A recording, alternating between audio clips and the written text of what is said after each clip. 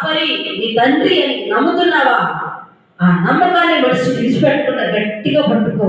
స్పష్టంగా దేవుడితో మాట్లాడు, స్పష్టంగా మాట్లాడు. నా తండ్రి అని మాట్లాడు.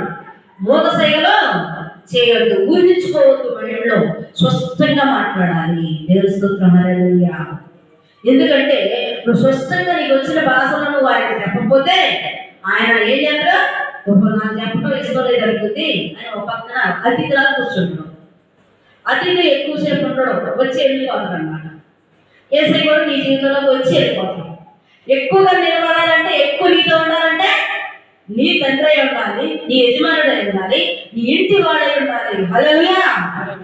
యెహోవా నా తండ్రి, నా ఇంటి యజమానుడు అని నువ్వు బలంగా చెప్పగలగాలి, ధైర్యంగా ఉండగలగాలి. నా తండ్రి అంటే నాకేంటి అని ఒక నిశ్చింతగా ఉండగలగాలి. అలా ఉంటేనే నీ ఇంటిలో ఆయన